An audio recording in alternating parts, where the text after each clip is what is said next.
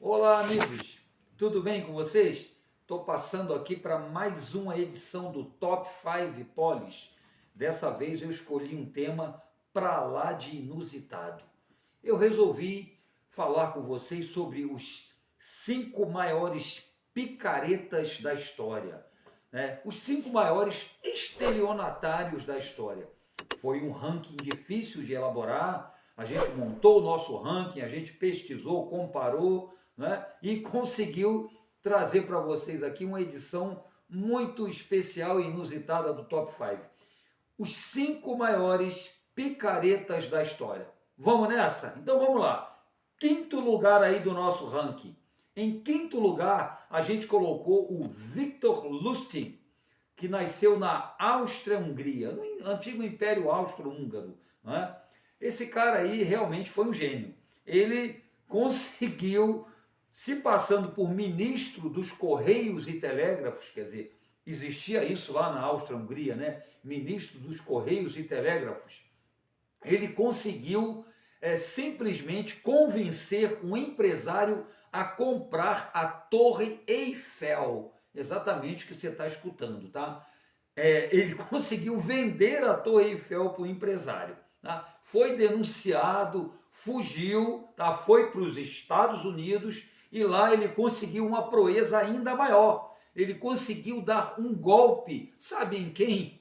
Al Capone, exatamente o que você está ouvindo. Ele deu um golpe em Al Capone. Tá? Então a gente colocou esse cara aí, Victor Lustig, na quinta posição no nosso ranking dos maiores picaretas da história. Vamos lá para o quarto lugar então. Quarto lugar do nosso ranking. Em quarto lugar, a gente colocou o Charles Ponzi, tá? Também lá, radicado lá nos Estados Unidos.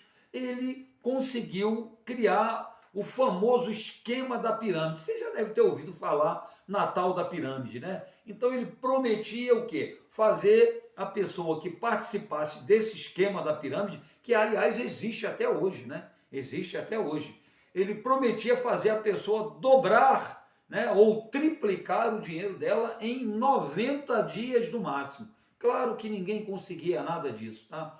Resumo da história.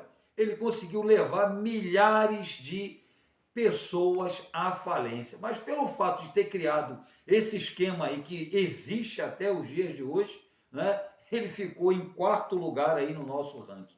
Vamos lá para o terceiro lugar aí do ranking dos picaretas da história.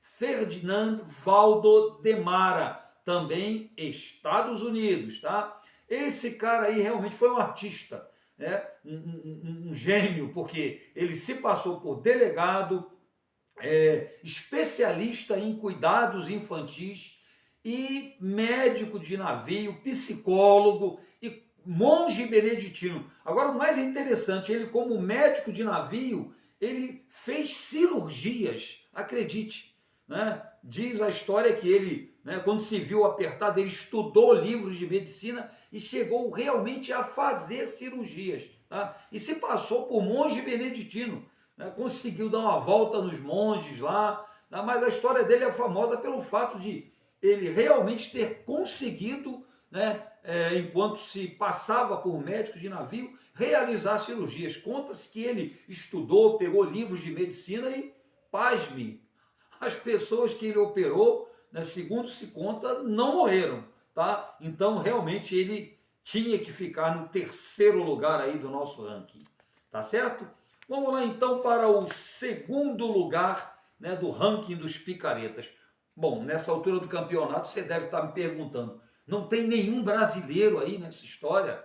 É claro que não podia faltar um brasileiro, né? A gente colocou ele em segundo lugar, Marcelo Nascimento Rocha. Esse cara, ele se passou por filho do dono da Gol, da empresa aérea Gol, né? E assim ele conseguiu aparecer, frequentar a alta roda, o High Society, né? E foi se dando bem. Depois se passou por líder do PCC, né, o primeiro comando da capital aí, né, e foi a programas de televisão, programas, conforme eu disse, de alta sociedade, etc.